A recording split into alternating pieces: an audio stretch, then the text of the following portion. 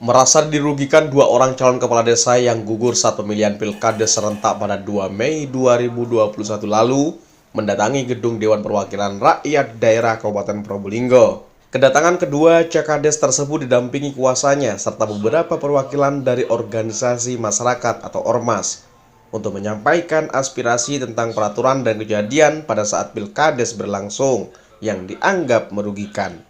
Mustafa selaku kuasa dari kedua calon cakades tersebut mengatakan bahwa pada pemilihan pilkades pada 2 Mei menyisakan permasalahan yang cukup serius. Pertama, adanya ketidakkonsistenan panitia terhadap syarat pemilih untuk hadir ke TPS dari TPS 1 dengan TPS lainnya tidak sama.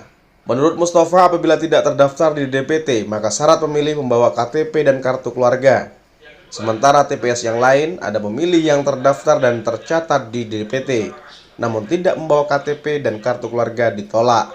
Perbedaan itu disebabkan karena pada Perbub tentang Pilkades 2021 hanya dijelaskan bagaimana surat suara yang sah saja.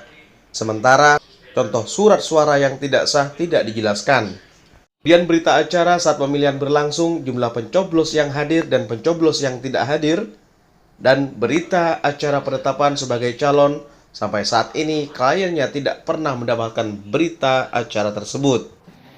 Ya, hari ini kami mendatangi DPRD Kabupaten Probolinggo dalam agenda audiensi dengan pimpinan DPRD Kabupaten Probolinggo. Kami hadir atas nama Aliansi Masyarakat Transparansi Probolinggo. Kami audiensi dalam rangka mengadukan beberapa permasalahan dari Pilkades 2 Mei yang lalu. Kami menghadirkan dua calon kepala desa.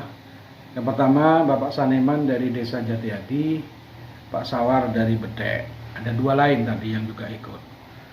Agenda yang pertama adalah kami sampaikan bahwa dalam Pilkades 2 Mei kemarin menyisakan permasalahan cukup serius. Yang pertama, adanya ketidakkonsistenan panitia terhadap syarat pemilih untuk hadir ke TPS.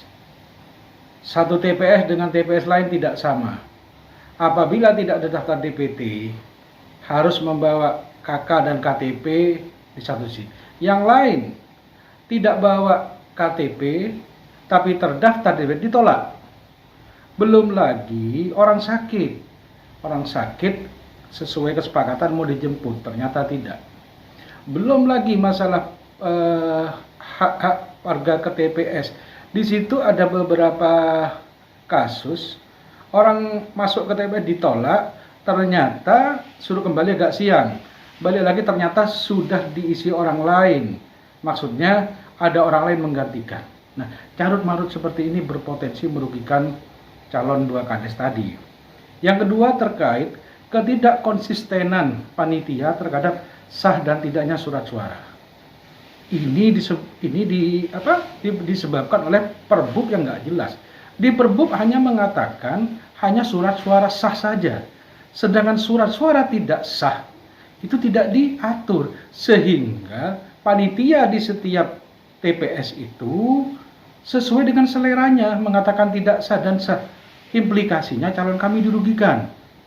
Yang ketiga terkait berita acara.